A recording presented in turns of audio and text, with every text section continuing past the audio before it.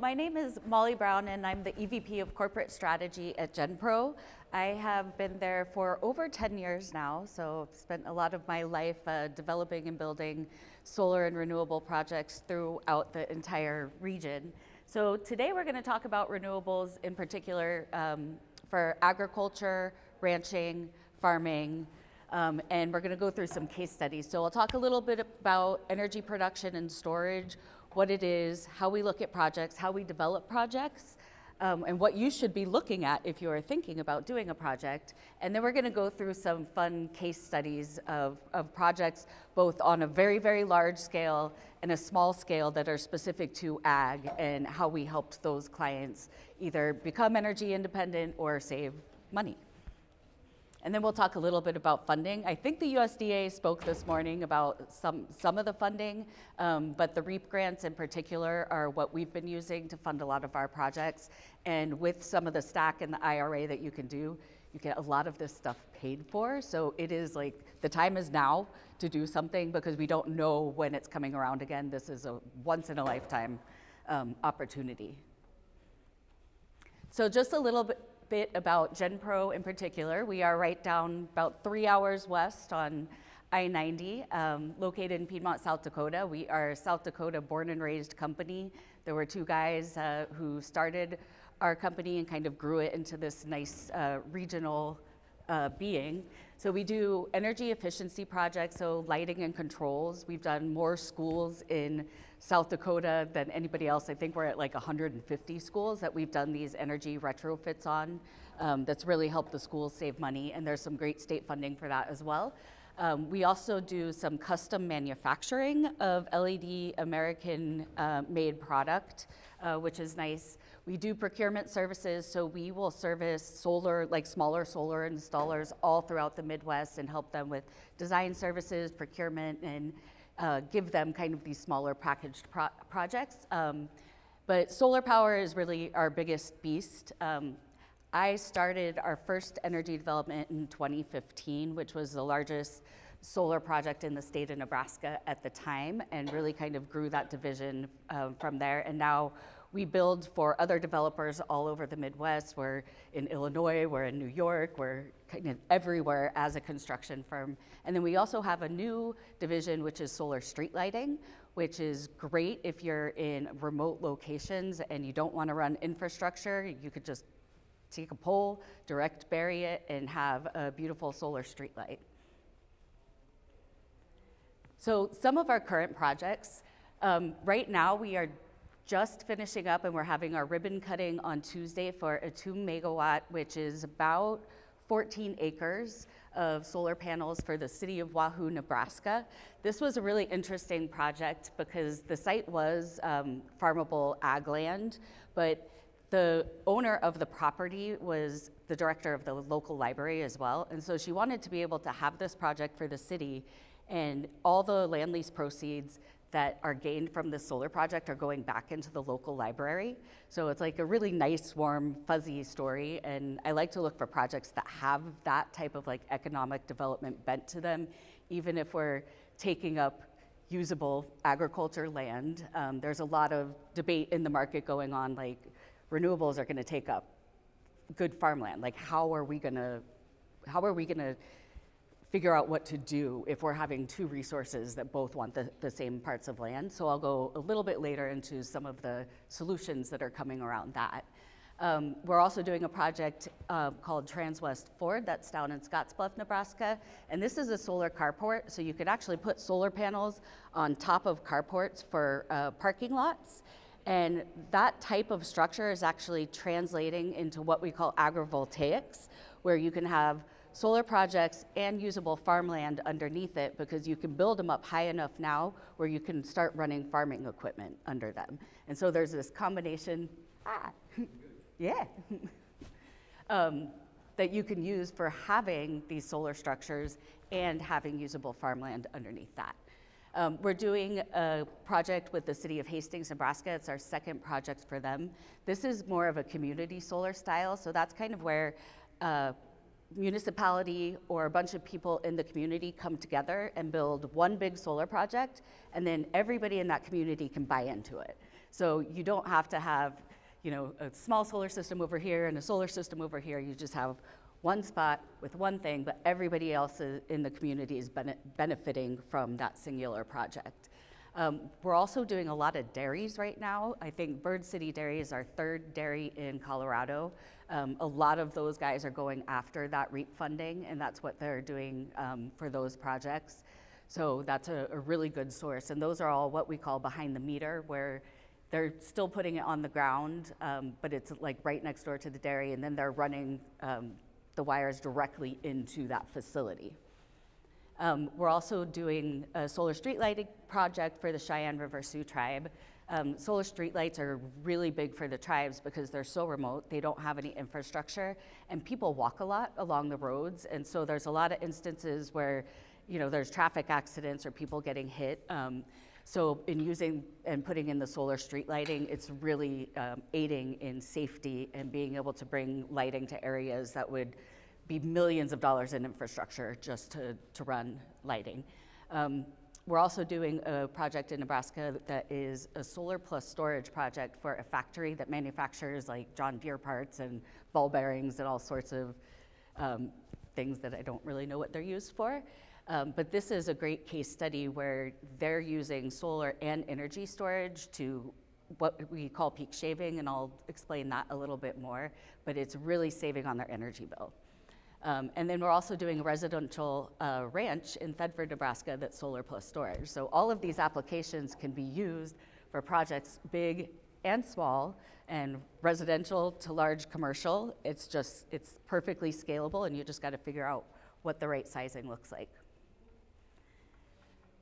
So I wanted to just touch on the history of renewables for agriculture, because if you looked on like LinkedIn and Facebook, everybody's like, renewables and agriculture, this is all new. And it's like, no, it really is not all new. Like, take sunlight to grow things. We've been trying to harness the wind and the sun and everything since we started trying to produce our own, from when we stopped being hunters and gatherers. So this is just a fun few examples of inventions over the eras. But this idea of us being able to use what's an abundant resource for producing and growing and sustaining ourselves is just an ancient tradition. We just have a little bit more modern technology now. And when we talk about that sustainability, there's really three pillars to sustainability. There's environmental, social, and a lot of times people talk about those two a lot. But sometimes they forget about the economic part of it. We really like to focus on the economic part of it to be able to support the environmental and social needs that we have for a community. So energy production, solar energy, it's been around since about the 50s. They've been using it out in space for NASA and space stations. But it's really to the point now where the price has come down enough and the efficiency is there that the projects are really making sense to pencil. Even before the IRA, the projects that I were developing for municipalities were on price parity with some of the coal production that they had in Nebraska. So we definitely are there. Yeah, the free money is nice and good, but these projects make sense even if we didn't have that available money. But still go after the money, because if you don't, somebody else will get it. And so the idea is that we're going from this kind of centralized power network. And if you think about the way that the United States was electrified, they started on the coasts, and then they brought it kind of internal, and they made this giant transmission and distribution network of a bunch of wires and things. And so you have a big factory over here, and you have a big factory over here, and a single wire in between trying to get the energy to each end user. Well, what happens when that single wire goes down, or when a substation goes down and takes out an entire town? You're just left without any energy. And especially out here in rural areas where that transmission and distribution system is not the most robust system, you can be left, if a storm takes out a line down on Pine Ridge or Rosebud, they can be out without power for, a week. So the idea is that we want to make a transition between this kind of fragile system that we have into clean, localized power. And that means that you want to have your power and your generation at the source. And that also ties into energy independence, and that's something that we're at the core of. Like, you as an end user should have the ability to control how you use energy, how much you pay for energy, and what you're doing with your energy. Our system, especially here in South Dakota, is not set up for that. You know, the utilities are a monopoly. They're going to tell you how much you pay. But this, and using renewables and coupling that with energy storage, really allows to start to gain some of that energy independence. So what is solar power? You've got what is called a solar photovoltaic array, or PV, or solar modules, or solar panels. They're made of little silicone crystal wafers. We still do not have the manufacturing in the US to be able to support a lot of in-state production. We're working on trying to bring that. A lot of the silicone wafers themselves are still manufactured overseas. And part of the IRA push was to figure out how we can try and bring some of that manufacturing in state. But that's still gonna be a process. And then there's other pieces and parts to the solar arrays. So you've got your modules, you've got your racking, that's your structure that you put it on, you've got all the wiring that needs to go, you've got your inverter, which converts the energy from DC to AC energy, so you can use it at the source, and it can convert to any voltage, so it doesn't matter, you know, what your facility is running on. We can figure out a way to make the power at the right voltage. You've got some disconnects, your meter, your combiner box. So there's a bunch of different parts and pieces that go into making up this system. And the other thing that we like to look at is storage. So energy storage, they say that that's, you know, the new up and coming big thing. Well, it's really not, because if you think about it, the turn of the century when electrification was happening elsewhere in the US, the farmsteads here were actually using the first invented batteries to electrify themselves. So I always feel like we're just finally coming around full circle, but getting to a technology where it really, really makes sense, and the price is coming down enough.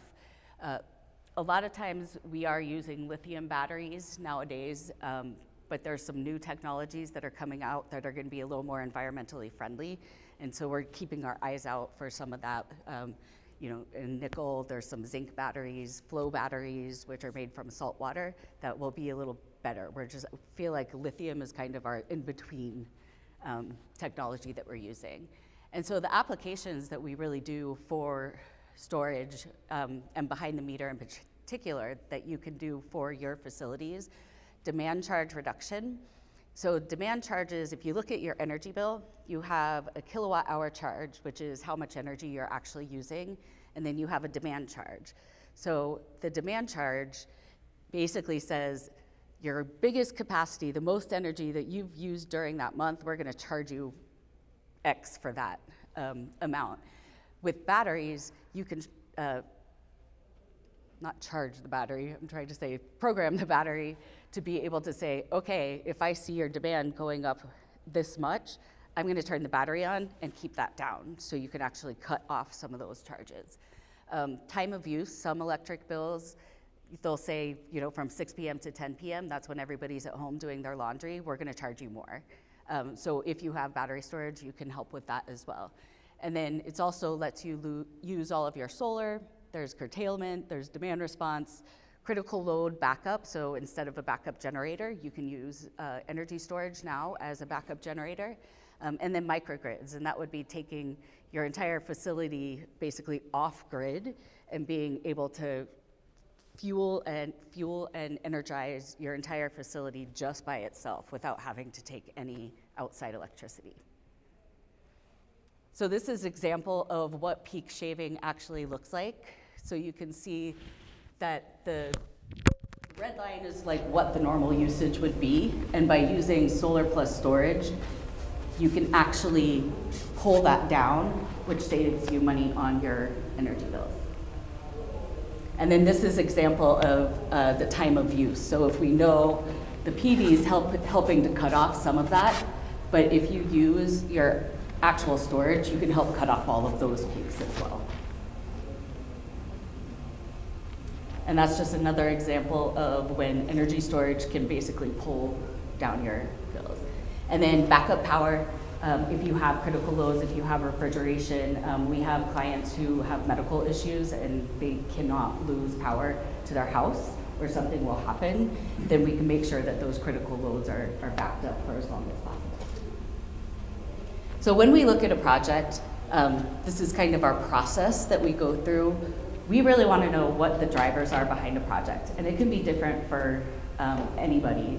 I have Black Hills State University out in Spearfish. They've done 7 buildings, but they want to do more projects, even though the net energy savings may not be there, but they want to become a net zero campus and be able to, tout themselves and market themselves as a really energy efficient campus. And so that's a totally different reason for doing a project than someone who's just trying to cut their energy bills. So it's really good to understand that. We look at the current facility. You want to understand your rate schedule and how you're being charged. The utilities hide things in the rate schedule. Sometimes you have to dig through hundreds of pages to find extra fuel charges or something that's hidden in there to really know what you're looking at. And then you'll want to actually analyze your energy consumption and load profiles. Here in South Dakota, we size a system to the facility's consumption. We don't have net metering. You don't want to make it bigger than what the facility is actually using because you're really not going to get any financial gain from that. So you want to make sure you're matching what your facility is actually using. And then we specify energy solutions and technology and then present full financial analysis so you know exactly what the system is going to be saving you. So some case studies, and I'll introduce a few of my team members there in the back. They just snuck in here, and Jeff may jump in on some of these. Jeff back there is our solar water pumping specialist. We've got Danny, who's our resi and small commercial, and then we've got Jacob, who's a sales support specialist. But the types of projects that we've done over the years and we're looking at, and hopefully you guys can relate to some of these, a lot of animal confinements, so hog barns, chicken coops, livestock watering. We were founded from the solar water pumping. That's what we started in.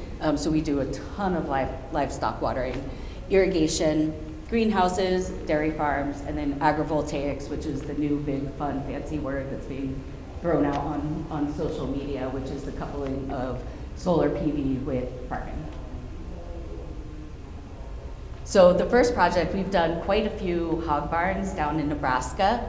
The customers really, those are heavy energy use facilities, and it's basically 24/7 fan, because you can't have fans go down. You need to keep the facilities energized all the time. But the rising cost of power, they're just like, how can we actually just save some money and not do this? So what we ended up doing is we worked with one of the local utilities, and they have some restrictions in Nebraska that you're not allowed to do over a certain size of solar farm, but they let us do an experiment with them.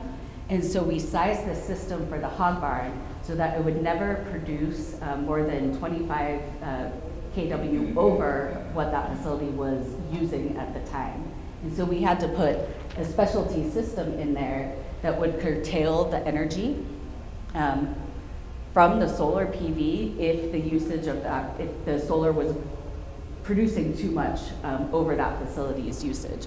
So it was a really interesting kind of case study. The technology hadn't been used for that type of curtailment before, so it was newer for the company who made that monitoring system and put that curtailment in. But it ended up working really well and saving those hog barns quite a bit of money. So over 30 years, the hog barn is going to save over $350,000 for the life of that system. And this is a fun one. So this was an off-grid chicken coop. This was a residential customer, and they had a chicken coop in their backyard, and they wanted to make sure that the hens didn't get cold during the winter. So they wanted to have the water running, and they wanted heaters and the heating pads to protect the chickens during the winter. Up in the Black Hills, the ground is very, very rocky. So sometimes it's hard to get electricity run out to places. And I don't know, Jeff, if you have any more to add on why the customer did this particular project. Well, yeah, it's on the middle of about a 20-acre area. To get power out there was not feasible. So basically, she's got heating pads in there for the chicken, when it gets down below 30 degrees, and then the water is being warmed. And it has about 2 days of autonomy in case it was a real bad blizzard, but we also wired in a generator plug, so if for some reason they had a massive blizzard, they could go out, plug into the generator, charge the batteries back up, keep the chickens happy. Happy chickens. Happy chickens, happy life. You'll see on this one, there's a little bit of shading on the roof. Typically, you don't want to see that, but that tree did come down, so it has all the sunlight it needs. So the next water pumping solution, this is a Wyoming ranch owner. He's actually one of our investors, and so he likes to do some experimental projects. But he owns a ranch outside of Newcastle, and he was going through a whole prairie restoration process because there was a lot of invasive species that had come in, and he really wanted to restore the natural grassland back to what it should be. And he also had had a fire a few years before that came in and wiped out a bunch of the ranch land, and they had no way to actually go fight that fire, so he just had to kind of watch as his land burned. So there were two reasons that he started putting in this project. One, he wanted to water wildlife.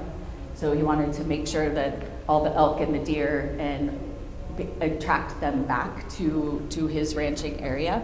And then he wanted to have a fire suppression management system. And so he ended up putting in a solar water pumping well. And the well was drilled to about 1,000 feet, and it was put up on the hill, and then it goes to like the intake, and you're able to control the water and put it to any of the ponds all over his property where he would want them to go. And it can be used to either truck out water or fly in a helicopter and grab water in case of fire. And so this is a picture of his system. So it is a pretty big system with a large array. It's about 80 kW. The well depth was close to 1,000 feet. But it's a great little system, and he's thinking about adding on batteries to this system as well. To give you an idea, that's 415 gallons a minute from 1,000. So the next case study we've got, this is another water pumping project. I don't know if anyone is familiar with Red Cloud Renewable Energy Center. They're down on Pine Ridge. They've created a training program and facility to help teach people about sustainable living, to help teach people how to install PV and start their own solar businesses on different reservations. And they also wanted a community garden that could sustain some of the local residents. And so we started working with them back when I first started at GenPro, which was over 10 years ago, to put in their first well pump. And it was a fun, muddy mess, because we basically just dug this hole in the side of the creek that was down there, and that's where the pump head went in, and then ran power all the way up to the solar array that's here. So that irrigates their entire garden. They use it as a teaching tool. It's still going to this day. Occasionally Jeff will have to go down and fix it. But it's a great little community and training program that they have down there. And this is another example that was more recent out in Newell for livestock watering. They were kind of landlocked, and so they couldn't get any power in, and it would have to go about 2 miles to get into where they needed to water their livestock, which would have been hundreds of thousands of dollars. And so we did a system that was very similar to the one on the ranch, where the system's on top of a hill, and then you have a storage tank and the ability to control where that water goes throughout the property.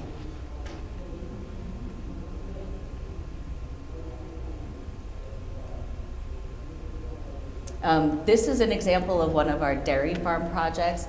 You start to look at some of these pictures, they all kind of look the same. They're just a bunch of solar panels on metal racking. But they all have different applications. So this is what we do call behind the meter. So it was an array like everything else, but it was trenched in and actually feeds the facility. These systems could get a little complicated to tie into those facilities depending on how they were built or what the current electrical infrastructure looks like. So each one's gonna be different and a challenge in its own right. But these guys did get the USDA REAP grant, and it's a 400 kW system, so that's pretty big. It'd be on about 2 to 2.5 acres of land. That's how much it would take up to run that facility. And then the new direction. This is the new fun word everybody's using, which is agrivoltaics. So being able to use the land for both farming and energy production. So the one thing that a lot of farmers are having to deal with is the next generation doesn't necessarily want to come into the family business. And so they're finding that some of the younger generations are leaving and going to the city and taking jobs elsewhere, and so they don't know what to do with the land once they want to stop farming it. And so this is a way for them to get income on some of that land, and if they don't want to lease it out or can't find a leasee to farm it for them. It's also energy resilience. As I mentioned earlier, a lot of the rural areas are at the end of lines. We have aging infrastructure, especially on the co-op system. Some of these solar projects actually help boost up the entire distribution system as they're tied in, because they put a little bit of extra resiliency and load onto areas that may not have it. So some of the projects that we have done are actually using sheep to help with vegetation management. And I have personally been asking our owners for sheep for about 6 years. I haven't gotten them yet, but people are actually developing companies now where you can hire them to bring their flock of sheep in, and then they'll graze your solar system for you, and then they'll just go down the street to the next one and graze those as well. So that's one way that they're using agrivoltaics. And then the next is actually having crops under the solar panels. This is still in the more experimental phases. Can't do this with corn, so my Nebraska clients probably not gonna work for unless they're doing soybeans or alfalfa or something else. But understanding and starting to do research on which crops can be, have a little more shade, what crops will work well under that, and you can set the systems up high enough now where we even have clients who just like to run their tractors, under them. They're like, just build it a little higher just so we can have it up there. So project funding, everybody knows what the USDA is. With the IRA, the REAP grant program has always been around, and it's for rural commercial businesses as well as ag businesses. And it used to be capped at 25% of a project cost, and now they have moved that up to 40% or $1 million. So they're really pushing for more funding, and right now they're doing quarterly application reviews and process, so it is a lot more robust than it used to be. So rural small businesses, agriculture producers, so unless you're in Sioux Falls or Rapid City, anybody should be eligible in the state of South Dakota. What types of funding are available? They'll do loan guarantees for up to 75% of the total eligible project costs, grants up to 50% of the total eligible project costs. You can do a combination of both, and then up to $1 million. For renewables and energy efficiency is up to $500,000. So the factory that I had done down in Gering, Nebraska, they maxed out the old grant, so they had only gotten $250,000 at that point, but their project was big enough where if they would have done this a little bit later, I won't tell them that, they could have gotten $1 million off of their project. So you can do a really substantial amount of project with that funding, and that coupled with the ITC, which is the income tax credit, you can get almost up to 90% of your project paid for with subsidies back from the government. So this is when it's open. The next application window is March 31st, 2024, so that's not too long from now, but if you have an idea for a project, or you want to run and crunch some numbers and try and get that application in, we can certainly help with that. And then just some other things to think about as you're looking at different projects. Zoning, if you're not within a municipality or city limits, there may be some special use permits that you would have to get with the county. Building permits, easements, and right-of-way, those are mostly if you're like on a DOT roadway or a county roadway, there might be some right-of-way things that you would need to look at. And then decommissioning. The projects, they're made from a lot of glass, a lot of metal. Most of the solar projects are 99% recyclable, and there are recycling facilities that are certified throughout the country right now. We just had a system in Scottsbluff, Nebraska that got completely hailed out. It was insured, so insurance paid for it. And all of those panels were completely recycled or refurbished and reused. So none of that waste went into landfills or garbage piles or anywhere else. That was all recyclable and reused. So that is all I have for now. Any questions? Yes? I guess I just have a comment. There are some people doing some research to combine solar with corn.